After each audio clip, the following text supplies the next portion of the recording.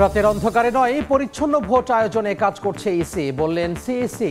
৫ দাবিতে সারা দেশে জেলা প্রশাসকের কাছে জামাত সহ ইসলামী দলগুলোর স্মারকলিপি। ক্যাম্পাসকে ইন্টারনেটের আওতায় আনা সহ ১০ প্রতিশ্রুতি দিয়ে রাকসুতে ছাত্র দলের ইশতেহার। নানা সাজে আর ঢঙে চাকসু নির্বাচনের প্রচারণা তুঙ্গে। আন্তর্জাতিক আইনের তোয়াক্কা নেই মিয়ানমার বাহিনীর। বান্দরবান সীমান্তে টহলের সময় মাইন বিস্ফোরণে পা উড়ে গেল বিজিবি সদস্যের, গুরুতর অবস্থায় হাসপাতালে। ময়মনসিংহ বিভাগের সব জেলা থেকে ঢাকামুখী বাস বন্ধ। জুলাই যোদ্ধাকে নাজেহালের অভিযোগ নিয়ে বাস মালিক শ্রমিকদের সঙ্গে এনসিপি নেতাদের বিরোধ, যাত্রীদের ভোগান্তি। এবং প্রথমবার সারা দেশে বিনামূল্যে টাইফয়েড টিকাদান শুরু। মাসব্যাপী ক্যাম্পেইনে ৯ মাস থেকে ১৫ বছর বয়সী প্রায় ৫ কোটি শিশু পাচ্ছে ভ্যাকসিন।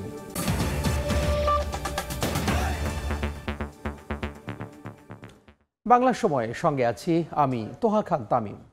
ত্রয়োদশ জাতীয় সংসদ নির্বাচনে ইন্টারনেট বন্ধ করার পক্ষপাতী নয় নির্বাচন কমিশন। সেই সঙ্গে লুকানো রাতের অন্ধকারের নয়, পরিচ্ছন্ন নির্বাচন চান বলে মন্তব্য করেছেন সিইসি। এছাড়া শাপলা নির্বাচনে প্রতীক তালিকায় যোগ করা যায় কিনা এ বিষয়ে নির্বাচন কমিশনের এখনো কোনো সিদ্ধান্ত নেই বলেও জানান তিনি।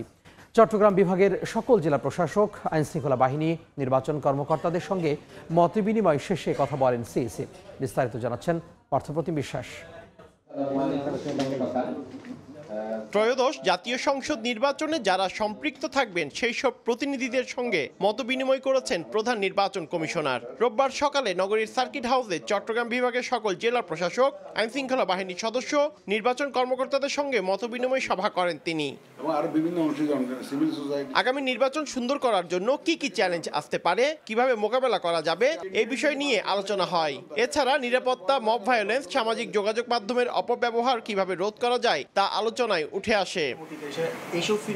মতবিনিময় সভা শেষে সাংবাদিকদের প্রশ্নের জবাবে প্রধান নির্বাচন কমিশনার বলেন, নির্বাচনে ইন্টারনেট বন্ধ করার বিষয়ে পক্ষপাতী নয় কমিশন, রাতের অন্ধকারে নয়, পরিচ্ছন্ন নির্বাচন চান বলেও জানান তিনি। আমরা ইন্টারনেট বন্ধ করার পক্ষপাতী না।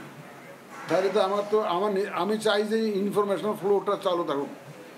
আমরা একটা ট্রান্সপারেন্ট, স্বচ্ছ নির্বাচন উপহার দিতে চাই, লুকানো কোনো নির্বাচন দিতে চাই না, রাতের অন্ধকারে ভোট আমরা চাই না। এনসিপির প্রতীক ইস্যুতে প্রধান নির্বাচন কমিশনার বলেন, যেহেতু তালিকায় নেই তাই শাপলা প্রতীক দেয়া হয়নি। শাপলা নির্বাচনের প্রতীক তালিকায় যোগ করা যায় কিনা এই বিষয়ে নির্বাচন কমিশনের এখনো কোনো সিদ্ধান্ত নেই বলেও জানান তিনি। যেহেতু আমাদের নির্ধারিত তালিকায় নাই, এই জন্য আমরা এটা দিতে পারিনি। এখন এই জন্য দিতে পারি যেহেতু আমাদের তালিকাভুক্ত নয়, এই জন্য আমরা দেই নাই। এটা কমিশন নেওয়ার মতো, এটা ইনক্লুড করার জন্য কোনো সিদ্ধান্ত নেয় নাই।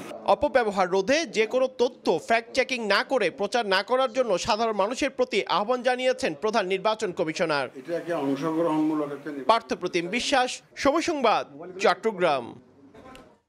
পিআর পদ্ধতির নির্বাচন, জুলাই সনদ বাস্তবায়ন ও ফ্যাসিস্টদের বিচার সহ ৫ দফা দাবিতে জেলায় জেলায় বিক্ষোভ মিছিল এবং সমাবেশ করেছে জামাত।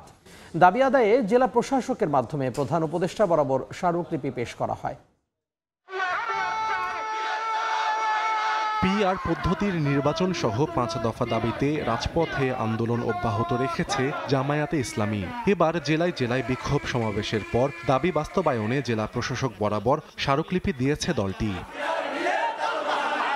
সকালে জেলা শহরগুলোতে দাবি সম্বলিত প্লাকার্ড হাতে বিক্ষোভ মিছিল বের করা হয়। এতে নেতাকর্মীদের ঢল নামে। পরে সংক্ষিপ্ত সমাবেশ অনুষ্ঠিত হয়। বক্তারা জুলাই জাতীয় সনদের আইনি ভিত্তি ও গণভোট, পিআর পদ্ধতিতে নির্বাচন সহ ৫ দফা দাবি বাস্তবায়নে অন্তর্বর্তী সরকারকে জোরালো ভূমিকা পালনের আহ্বান জানান।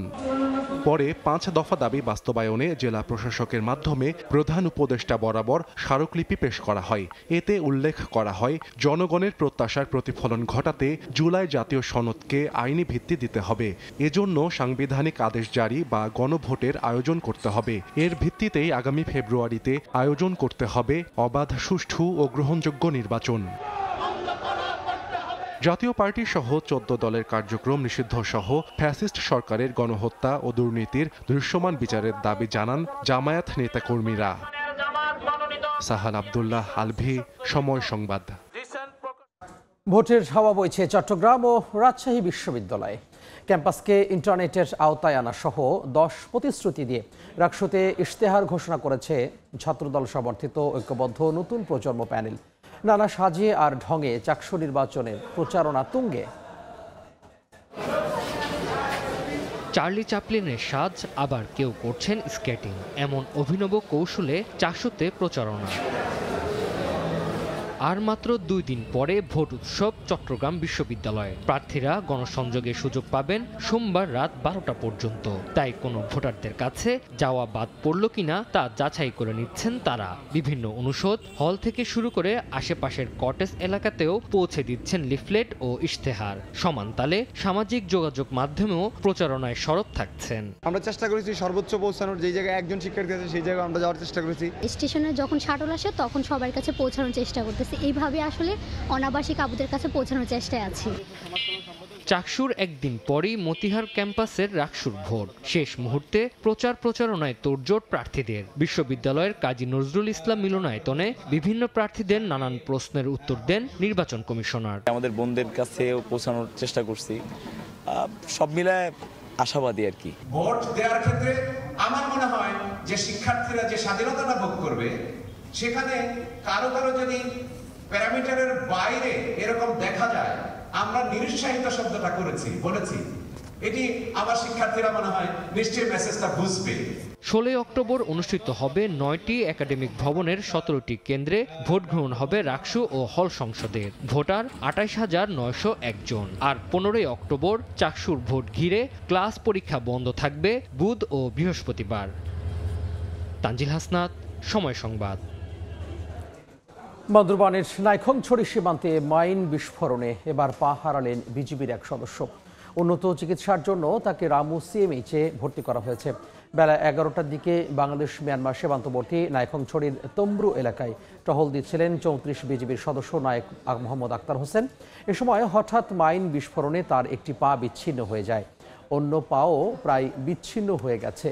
দুর্গম পাহাড় আর গভীর অরণ্যের ঘেরা নাইখংছড়ি সীমান্তের নোম্যান্স ল্যান্ডে অসংখ্য স্থলমাইন পুঁতে রেখেছে মিয়ানমার। প্রায় সময় ওই এলাকায় মাইন বিস্ফোরণ হয়। সীমান্ত এলাকায় গেল 3 বছরে স্থলমাইন বিস্ফোরণে আহত হয়েছেন অন্তত 16 জন।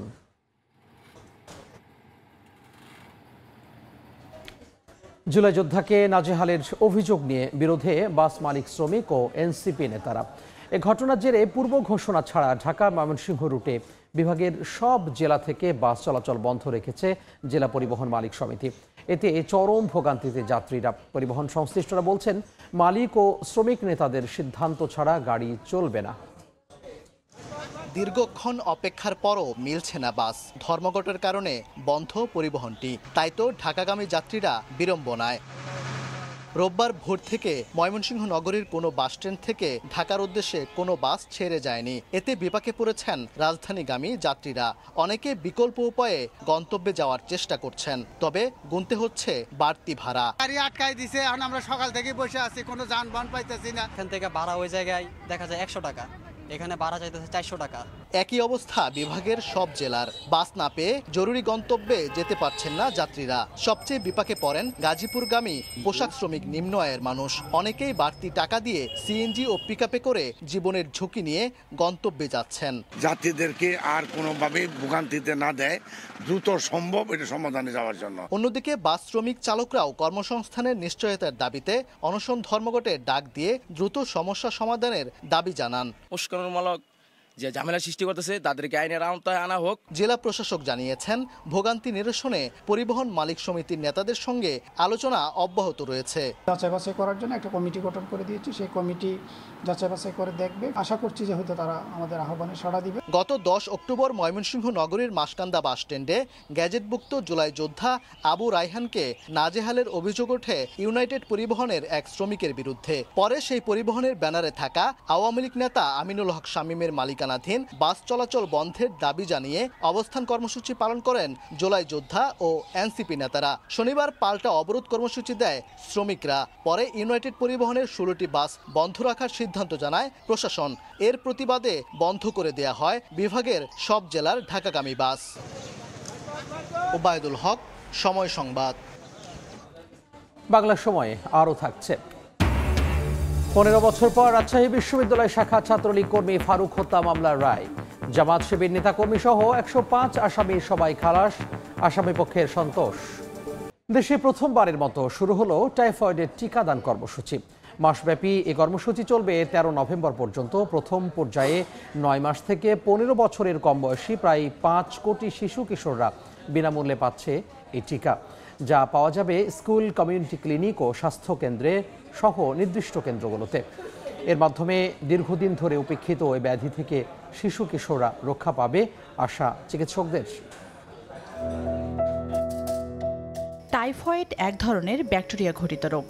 এতে আক্রান্ত হলে চাপা অস্বস্তি, মাথা ব্যথা, ঝিমঝিম করা, শরীরময় ব্যথা অনুভব হয়। সাধারণত জ্বর একটু বাড়ে। মারাত্মকভাবে এই রোগে আক্রান্ত হলে পরিপাকতন্ত্র থেকে রক্তক্ষরণ, অগ্নাশয়ে প্রদাহ, মেরুদণ্ডে সংক্রমণ, মস্তিষ্কে প্রদাহ, পিত্তথলিতে সংক্রমণ, নিউমোনিয়া, শরীরের বিভিন্ন স্থানে ফোড়া, স্নায়বিক, এমনকি কিডনিতেও বড় ধরনের সমস্যা দেখা দিতে পারে। টাইফয়েড সাধারণত যে কোনো বয়সেই হতে পারে, তবে শিশুদের আক্রান্ত হওয়ার সম্ভাবনা বেশি।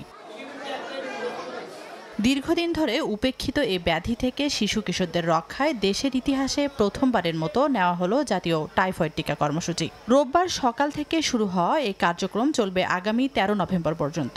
জেলা শহরগুলোর স্কুল, কমিউনিটি ক্লিনিক, স্বাস্থ্যকেন্দ্র ও নির্দিষ্ট স্থানগুলোতে দলে দলে এসে শিশু কিশোররা এই টিকা নিচ্ছেন। আজকে আমি টাইফয়েড টিকা দিলাম। এই টিকা দিয়ে আমার খুব ভালো লাগবে। ভয় পাইনি। এই টিকা শরীরের জন্য অনেক উপকারী একটা টিকা। ইতোমধ্যে নেপাল, পাকিস্তান সহ 8টি দেশে সফলভাবে ব্যবহার করা হয়েছে এই ভ্যাকসিন। কোনো দেশেই বড় ধরনের পার্শ্ব প্রতিক্রিয়া দেখা যায়নি।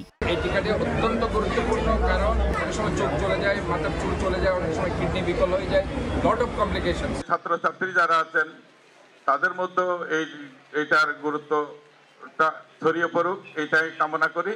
অভিভাবকরা যারা আছেন তারা নিজেরা ভুক্তভোগী হয়েছেন টাইফয়েডে, যেন পরবর্তী প্রজন্ম এই রোগ থেকে চিরতরে আমরা মুক্তি পাই। এই কর্মসূচির আওতায় 4,90,00,000 শিশু কিশোরকে টিকা দেওয়া হবে। তানজিনা তাসনিম, সময় সংবাদ। রাজশাহী বিশ্ববিদ্যালয় শাখা ছাত্রলীগের কর্মী ফারুক হোসেন হত্যা মামলায় 105 আসামির সবাই বেকসুর খালাস পেয়েছেন। সকালে রাজশাহী মহানগর অতিরিক্ত দায়রা জজ আদালতের বিচারক জুলফিকার উল্লাহ এ রায় দেন। মামলার বিবরণে জানা যায়, 2010 সালের 8 ফেব্রুয়ারি রাতে বিশ্ববিদ্যালয়ে সংঘর্ষ হয়। পরে ফারুকের মরদেহ শাহ মখদুম হলের পেছনের ম্যানহোল থেকে উদ্ধার করা হয়। এ ঘটনার পরদিন বিশ্ববিদ্যালয় ছাত্রলীগের তৎকালীন সাধারণ সম্পাদক মাজিদুল ইসলাম বাদী হয়ে নগরীর মতিহার থানায় মামলা করেন। এতে জামাত ইসলামী তৎকালীন কেন্দ্রীয় আমির মতিউর রহমান নিজামী, সেক্রেটারি জেনারেল আলী আহসান মোহাম্মদ মুজাহিদ, নায়েবে আমির দেলাওয়ার হোসেন সাইদি সহ শিবিরের 35 নেতাকর্মীর নাম উল্লেখ সহ 114 জনকে আসামি করা হয়। 2012 সালে 30 জুলাই মামলার অভিযোগপত্র দাখিল করে পুলিশ। বিচারিক প্রক্রিয়া শেষে আসামিদের বিরুদ্ধে অভিযোগ প্রমাণ না হওয়ায় তাদের সবাইকে বেকসুর খালাস দেন আদালত। আর 9 আসামির মৃত্যু হলে তাদের মামলা থেকে অব্যাহতি দেওয়া হয়েছে। বাংলা সময় আরও থাকছে।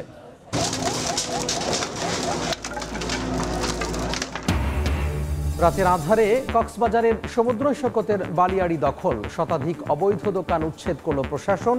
ফের দখল করলে আইনগত ব্যবস্থা নেয়ার হুঁশিয়ারি।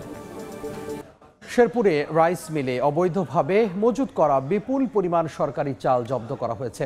গতরাতে শ্রীবর্দী উপজেলার মথুরাদি এলাকায় রুহুল রাইস মিলে উপজেলা নির্বাহী ম্যাজিস্ট্রেট মোহাম্মদ হাসিবুল্লাহ হাসানের নেতৃত্বে অভিযান চালানো হয়। এ সময় খাদ্য অধিদপ্তরের 380 বস্তা চাল জব্দ করা হয়। পরে গোডাউনটি সিলগালা করা হয়। মাদারীপুরে পানিতে ডুবে 2.5 বছরের শিশুর মৃত্যু হয়েছে। এ ঘটনায় এলাকায় শোকের ছায়া নেমে এসেছে। দুপুরে শিবচর উপজেলার কুতুবপুর ইউনিয়টে হাজি মোল্লাকাদি গ্রামে শিশু আনাজ বাড়ির উঠানে খেলছিল। তাকে দেখতে না পেয়ে খোঁজাখুঁজি শুরু করেন পরিবারের সদস্যরা। এক পর্যায়ে বাড়ির সামনের পুকুরে শিশুটিকে ভাসতে দেখেন স্থানীয়রা। তাকে উদ্ধার করে শিবচর উপজেলা স্বাস্থ্য কমপ্লেক্সে নিলে মৃত ঘোষণা করেন চিকিৎসক। নরসিংদীতে পুরাতন ব্যাটারি থেকে সীসা তৈরির একটি কারখানায় বিস্ফোরণে 7 শ্রমিক দগ্ধ হয়েছেন। এদের মধ্যে 3 জনের অবস্থা গুরুতর। এলাকাবাসী জানায়, সদর উপজেলার 5 দোনা এলাকায় দীর্ঘদিন ধরে অবৈধভাবে ব্যাটারি কারখানা পরিচালনা করে আসছে একটি চীনা প্রতিষ্ঠান। কারখানাটিতে বিস্ফোরণ হয়, এতে 7 শ্রমিক দগ্ধ হন। তাদের উদ্ধার করে সদর হাসপাতালে নেওয়া হয়। এদের মধ্যে 3 জনের অবস্থা গুরুতর হওয়ায় তাদের রাজধানীর জাতীয় বার্ন অ্যান্ড প্লাস্টিক সার্জারি ইনস্টিটিউটে পাঠানো হয়েছে। এর মধ্যে 2 জনের শরীরের 60 ভাগ এবং 1 জনের 50 ভাগ পুড়ে গেছে বলে জানিয়েছেন চিকিৎসক। কক্সবাজার সমুদ্র সৈকতের বালিয়াড়ি দখল করে রাতের আঁধারে গড়ে তোলা শতাধিক দোকান উচ্ছেদ করেছে প্রশাসন। সমুদ্র সৈকতের সুগন্ধা পয়েন্টের বালিয়াড়ি ও ঝাউ বাগানে মাসখানেক আগে রাতের আঁধারে বসানো হয় শতাধিক টং দোকান, কিন্তু বন, পরিবেশ ও জলবায়ু পরিবর্তন মন্ত্রণালয়ের নির্দেশে সৈকতের পরিবেশ ও প্রতিবেশ সংকটাপন্ন এলাকা থেকে সব ধরনের স্থাপনা উচ্ছেদের সিদ্ধান্ত নেওয়া হয়। এরপর সকালে জেলা প্রশাসনের নেতৃত্বে উচ্ছেদ অভিযান চালায় সেনাবাহিনী, র্যাব, জেলা ও টুরিস্ট পুলিশের সদস্যরা। এক্সাভেটর দিয়ে গুঁড়িয়ে দেওয়া হয় অবৈধ দোকানগুলো। ব্রাহ্মণবাড়িয়ায় জব্দ করা 2000 অবৈধ গ্যাস রেগুলেটর ধ্বংস করা হয়েছে। Bakhrabad gas distribution company limited কর্তৃপক্ষ জানান, গত 20 মাসে সদরের বিভিন্ন স্থানে 26টি মোবাইল কোর্ট পরিচালনা করা হয়। এ সময় 1781 জন গ্রাহকের সংযোগ বিচ্ছিন্ন করা হয়েছে। অভিযানে জব্দ করা অন্তত 2000 গ্যাস রেগুলেটর ধ্বংস করা হয়, যার বাজার মূল্য অন্তত 40 লাখ টাকা। দিল্লির জামে মসজিদ ও মসজিদের নববীর আদলে নির্মিত হচ্ছে চট্টগ্রামের ঐতিহ্যবাহী আন্দরকিল্লা শাহী মসজিদ। 350 বছর আগে মোঘল আমলে নির্মিত মসজিদের মূল কাঠামো ঠিক রেখেই নতুন করে নির্মাণ হচ্ছে। থাকবে 30 তলা সুউচ্চ দৃষ্টিনন্দন মিনার। একই সঙ্গে নামাজ পড়তে পারবেন 14,000 মুসল্লি। নূরজামাল আতিকের ক্যামেরায় শফিকুল আলমের রিপোর্ট।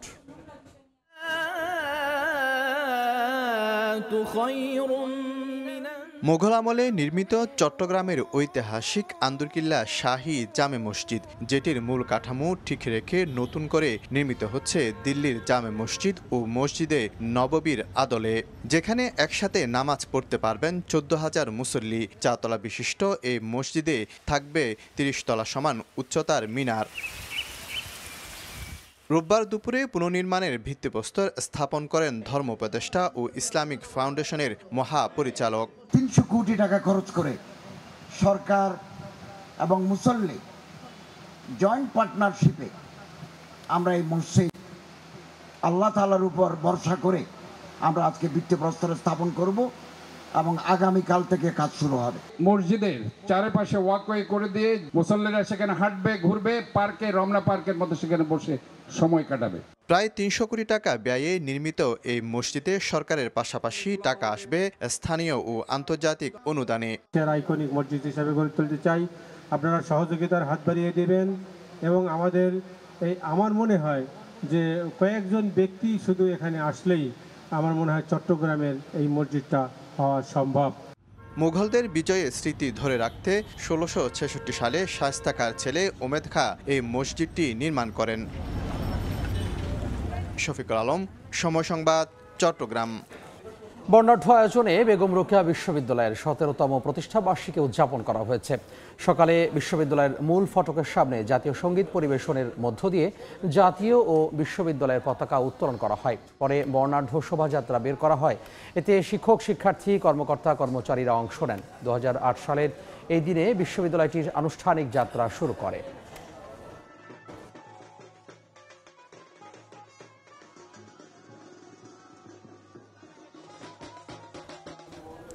বাংলা সময়ের শীর্ষ সংবাদগুলো জানিয়ে দিচ্ছি আরও একবার। রাতের অন্ধকারে নয়, পরিচ্ছন্ন ভোট আয়োজনে কাজ করছে ইসি, বললেন সিইসি। 5 দাবিতে সারা দেশে জেলা প্রশাসকের কাছে জামাত সহ ইসলামী দলগুলোর স্মারকলিপি। ক্যাম্পাসকে ইন্টারনেটের আওতায় আনা সহ 10 প্রতিশ্রুতি দিয়ে রাকসুতে ছাত্র দলের ইশতেহার। নানা সাজে আর ঢঙে চাকসু নির্বাচনের প্রচারণা তুঙ্গে। এবং আন্তর্জাতিক আইনে তোয়াক্কা নেই মিয়ানমার বাহিনীর। বান্দরবান সীমান্তে টহলের সময় মাইন বিস্ফোরণে পা উড়ে গেল বিজিবি সদস্যের, গুরুতর অবস্থায় হাসপাতালে। এই ছিল বাংলার সময়। এরপর সন্ধ্যার সময় নিয়ে সঙ্গে থাকবেন সহকর্মী গোলাম রাব্বি। তামিম, আপনাকে ধন্যবাদ। সন্ধ্যার সময় নিয়ে ফিরছি কিছুক্ষণ পর, সঙ্গে থাকুন সময়ের।